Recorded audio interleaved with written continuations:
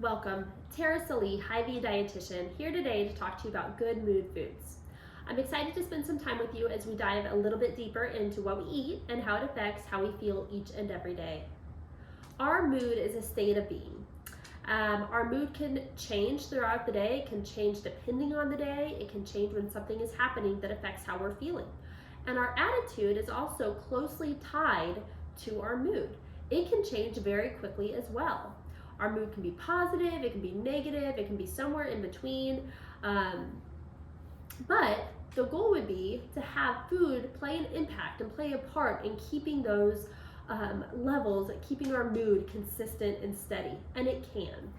So we've all heard the saying, you are what you eat.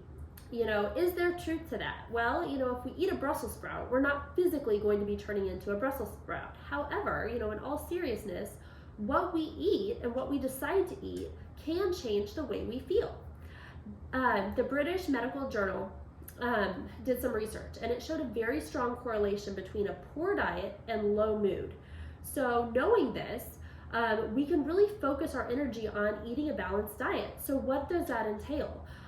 It really, think of our major food groups. Think about, we need our lean protein, our color, meaning our fruits and our vegetables, whole grain, low fat dairy, and healthy fats. The combination of these foods is going to help impact our mood for the positive. You're going to notice the biggest impact with these foods in particular when it comes to your energy level. So when we're feeling sluggish and low energy and kind of down in the dumps, we cannot be at our best selves. We can't give our best to our family, to our friends, and even to work. So focusing on healthy, balanced nutrition can really help improve those energy levels so that we are feeling better.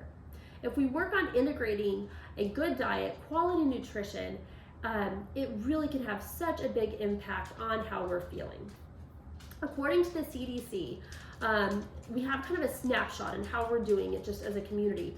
Only 12% of American adults are needing the recommended amount of fruit per day. Only 9% of American adults are hitting the recommended servings of vegetables per day. So that means about 1 in 10 adults are actually getting enough fruits and vegetables, which is really unfortunate, honestly, to hear those numbers, especially since the top 10 leading causes of death in the United States is chronic disease. And eating a diet rich in those fruits and vegetables can help prevent chronic disease. We have control over that. It's an easy way to improve the balance in our diet is to incorporate some of those healthy foods. Something you can start with right away would just be to think about your food groups that you have at snacks and also at your meals. So aim to try and get at least 1 to 2 food groups in at snack time and at least 3 to 5 food groups in with meals. This is a great place to start to get several different food groups on your plate and start increasing that consumption of fruits and vegetables throughout the day. So now that we kind of have an overview, I want to dig a little bit deeper into some specific foods and specific nutrients that are going to have a major impact on our mood. And we'll talk about why that is. So we know that an unhealthy eating pattern can cause mood swings. So take carbohydrates, for example. If we are consistently eating a diet high in carbohydrates, that is going to lead to dips in blood sugar throughout the day. And those dips in blood sugar can affect our mood, it can affect how we treat people, and it can also affect our energy level. If we incorporate protein, if we incorporate those healthy fats into our meals and snacks, that is going to stabilize our blood sugar. So really try to make an effort to do that. The first type of food we're going to talk about are probiotics. So during the fermentation process, probiotics are made. These are live microorganisms. They are beneficial when they're consumed. A lot of times we think of bacteria and we think of it being harmful and it being unhealthy, but this type of bacteria, the probiotics contain healthy bacteria that's good for our gut. So when we are digesting these, they actually provide a healthy microflora in our gut microbiome. So basically what that means is it can help immediately with digesting food, it can help keep you regular, but the other thing that they can do, the presence of these probiotics can increase the levels of serotonin in your body. So up to 90% of serotonin is actually produced in our gut. Now, serotonin is a neurotransmitter that's really important for controlling human behavior like mood and appetite, stress response. So it's very important. It has a direct link to our brain from our gut. So knowing this and knowing 90% of this neurotransmitter is produced in our gut, we want to try and incorporate probiotics into our diet as regularly as possible. So there is more and more research going on right now about gut health, consumption of probiotics, and our overall mental well-being, mental health. And what they're finding is diets that are higher in the healthy gut bacteria and higher in probiotics typically are linked to lower levels of depression, which is very encouraging. Now, this is like the very early stages of some of this research, and we don't have all the answers yet, and there's a lot more work to be done here, but it is kind of encouraging and exciting to see what is taking place now. So what are some good sources of probiotics? We have kefir, which is a cultured milk. It has more probiotics than what you're going to get in yogurt, but yogurt also does contain probiotics. This is a drink that you can basically drink in the morning or with lunch. That is a good protein source, but also loaded with those probiotics. You can make this yourself as well, or you can buy it pre-made. Kombucha is another fermented product that is loaded with probiotics. This is made from a base of green tea. It's kind of like a fizzy green tea. There is some caffeine in here, but a good kind of midday pick-me-up. I enjoy probiotic or kombucha from time to time, like middle of the afternoon if it's just been like a day. And here we have sauerkraut. So sauerkraut is another great option for probiotics. Again, being fermented, has all of those healthy, beneficial bacteria there. Think about like kimchi, miso. These are other pickles. These are all really great options, as well as yogurt. Yogurt is also a great one. So knowing that, try to work those in. Honestly, I like to see my patients work these in pretty much on a daily basis if possible. So having a yogurt in the morning or having some kefir with lunch or something like that. Try to work some sort of high probiotic food in on a daily basis. We are going to make a marinade that is made with Greek yogurt that is just loaded with these healthy probiotics. We are going to use the plain Greek yogurt for this. You're also going to need lemon, rosemary, some thyme, garlic, some salt and pepper to taste. It doesn't take much time to put this together, and this marinade works really well on both like chicken, also vegetables. So to start with, we're going to need a cup of our plain Greek yogurt.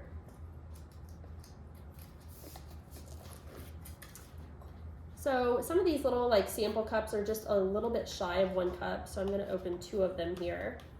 This is fat-free. Again, if you were just to take a bite of this, it would taste kind of like sour cream. The only sugar in plain Greek yogurt is sugar that's naturally occurring. There's no additional sweetener that's been added. So if you were to just to have this like for breakfast or something, I usually suggest like maybe putting some fruit with it so you have just a little bit of sweetness. So next we are going to do a little bit of lemon zest. So use our zester here. The zest offers just a ton of flavor. If you don't have a zester, you could use like a cheese grater.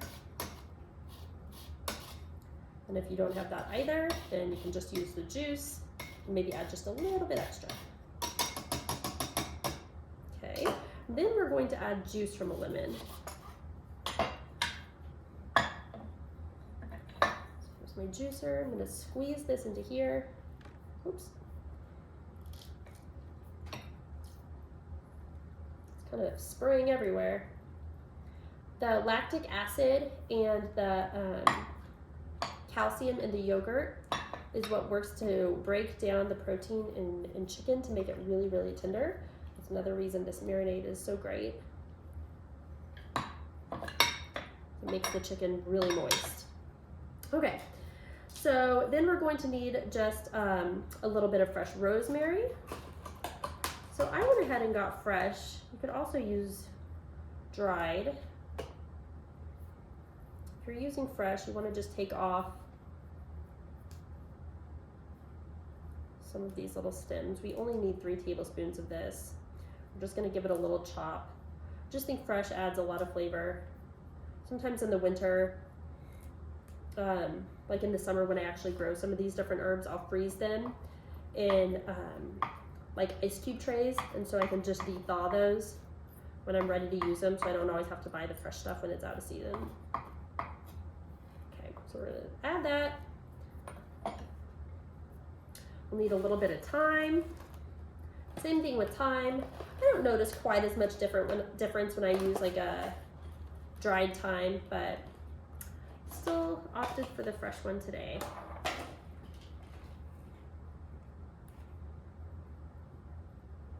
And then for this one, I usually just run my hand backwards along that little stalk, and I don't even chop the thyme typically.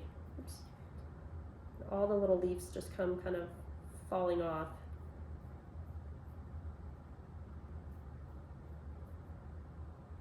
We need a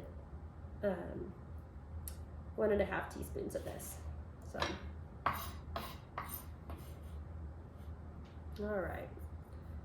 We'll add a little bit of garlic.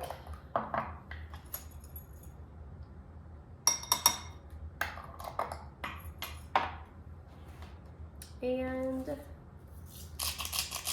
some salt and some pepper.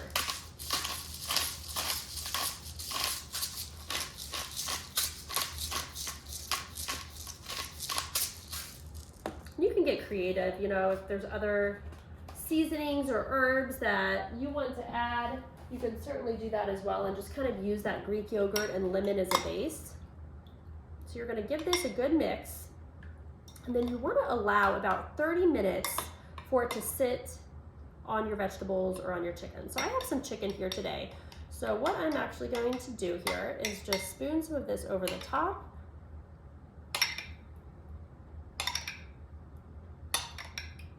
There we go.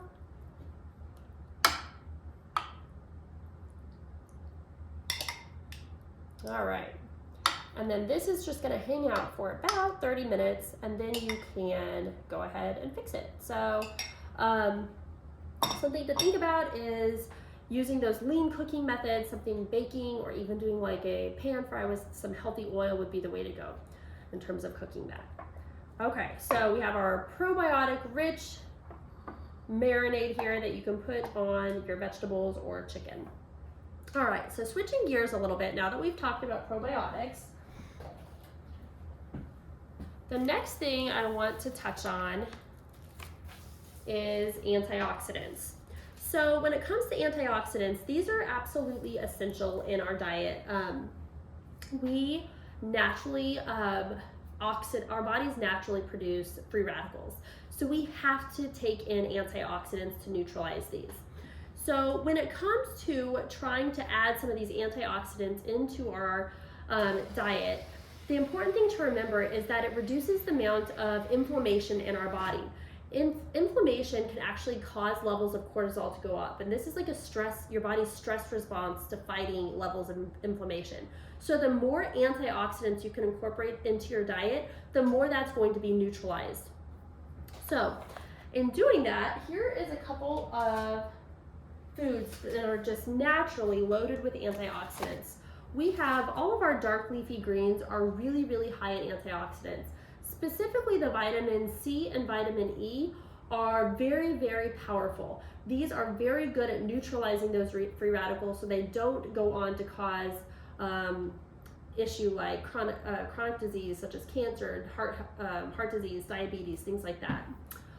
Blueberries, another one that are really, really high in antioxidants. So when we're talking about things that are high in antioxidants, there is a scale, it's called the FRAP scale. It's used to measure the level of antioxidants and how powerful those are in any given food. And so kale, blueberries, grapefruit is another one. These are some of the tops in terms of this scale that's used. Dark chocolate, is a fun one if you guys are chocolate lovers. Doing 70% cocoa dark chocolate is also something that's really high in antioxidants. So eating this in moderation would be a much healthier sweet treat than some of those other like high sugar, like a brownie, for example. So having a square of this or something. So the recipe we're gonna make here is a wheat berry chicken salad. So our base here for this salad is antioxidant loaded spring mix, has kale in it as well as some other dark leafy greens. To that, I went ahead and I added some chicken. So I just got the rotisserie chicken breast and actually just cut the meat right off of that. So this is such a time saver. So if you're finding yourself like in a pinch for time, I would suggest picking one of those up and you have a great protein source super quick. Next, you're going to want to add some strawberries. So again, kind of like our blueberries, strawberries are really high on that FRAP scale, so they are loaded with antioxidants. So you can sprinkle some of these on the top. This would be actually something that would be a really great like meal prep option if you're wanting to make lunches for the week. Picking up a rotisserie chicken and just making those in like containers to take to work. We're going to do a little bit of blue cheese. If you're not a blue cheese person, I know it has kind of a strong flavor, then you could sub this out for another type of cheese. You could do potentially like a feta cheese or mozzarella or something like that. All right, and then our star ingredient here is going to be our wheat berries in this dish. So wheat berries is a whole grain. They are minimally processed. So you're getting the bran, you're getting all the antioxidants, and you're getting a great source of fiber. And you're gonna find that in the health market. This is a container of wheat berries. You're gonna prepare these similar to how you would cook rice. They also are a really good source of protein. They have kind of like a slightly nutty flavor and just a little bit of chew. They're great to go on a salad or make like a pilaf with. So if you're someone who like uses rice dishes at your house, I would encourage you to maybe sub this out. One serving of any small grain, rice, the wheat berries, things like that, is 1/3 cup cooked. Now this does take about 30 minutes to boil, which I've already done. So I actually will show you just exactly what 1/3 cup looks like because it's really not much. And I feel like a lot of us get portion size. It's just like one of those struggle type of things. It's easy to overestimate portions. So here is 1/3 cup, okay? So think pasta, rice, anything, couscous, millet, anything like that, this is a serving, okay? That's 1/3 cup right there. All right, and so then the only other thing I would add when it comes to this is if you are in a hurry, these 7-grain blends are really easy to pick up and also a great source of whole grains and fiber.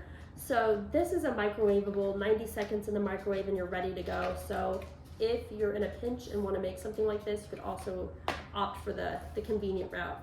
And then for the top, you would just do a little drizzle of balsamic and you're ready to go with a antioxidant powered meal there.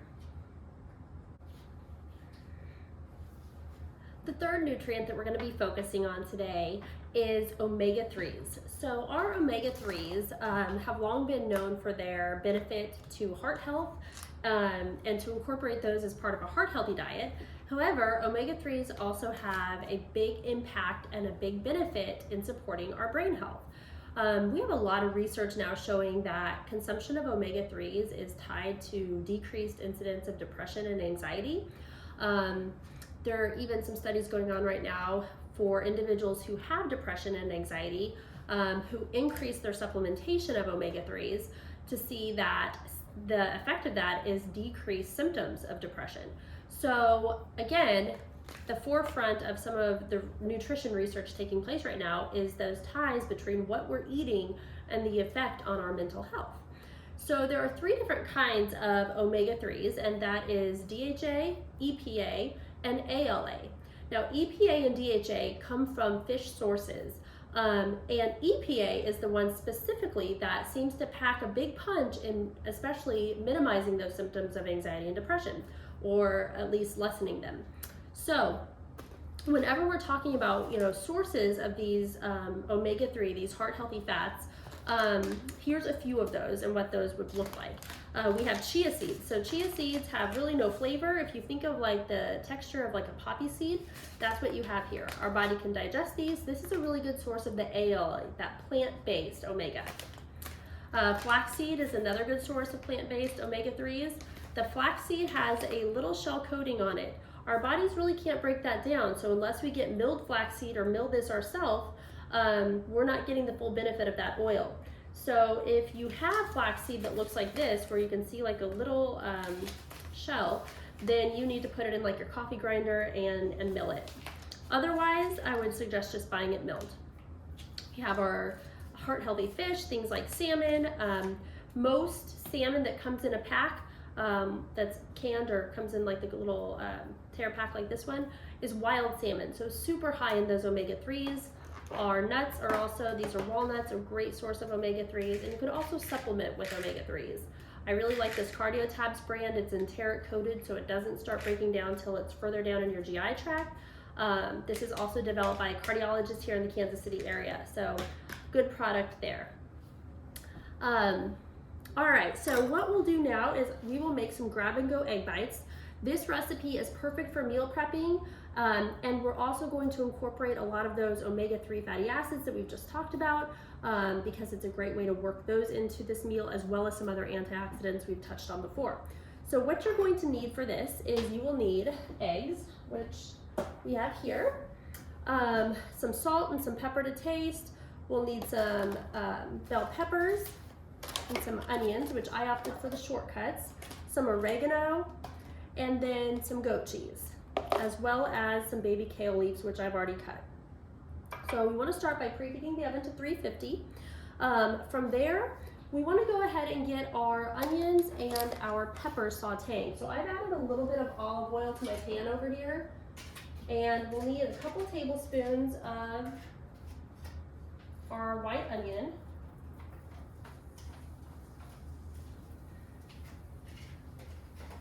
There's other vegetables you like, you can certainly add those as well. And then about a 1/4 cup of our bell peppers. You want those to saute until they're softened. And then the next thing we'll want to add is some garlic.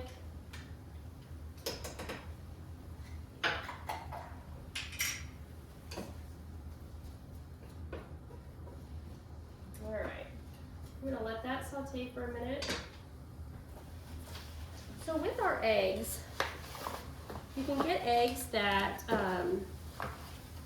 are enriched with omega-3. So basically what they've done there is they have simply, when they are feeding those hens and chickens, they have put flaxseed, similar to this, into the feed. That way you're getting some omega-3s right in your egg, which is a great option to just increase that heart healthy value. So we're gonna do 6 eggs. Yikes, I thought I butchered that egg.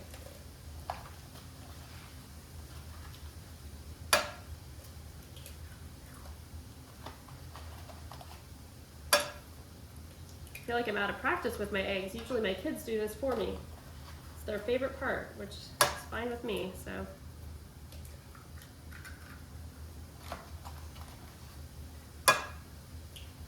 All right. All right, so from our eggs, the next thing we're gonna do is we will add some salt and pepper. You can just kind of do this to taste.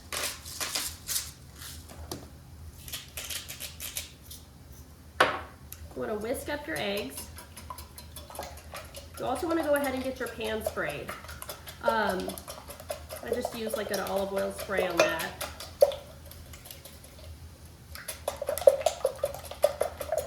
You can go ahead and add your oregano.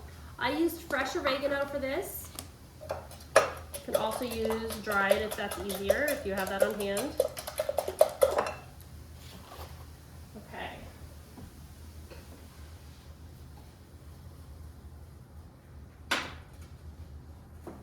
It's just about done.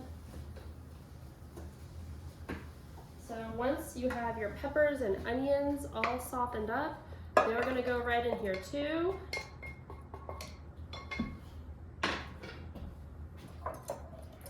And give that a mix.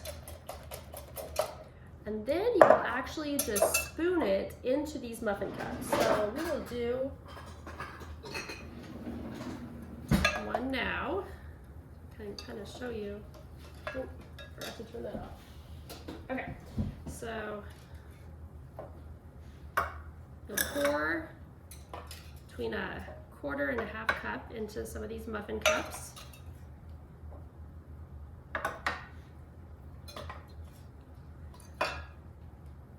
And once you get all that done, what you'll want to do is sprinkle just a little bit of your kale right on the top.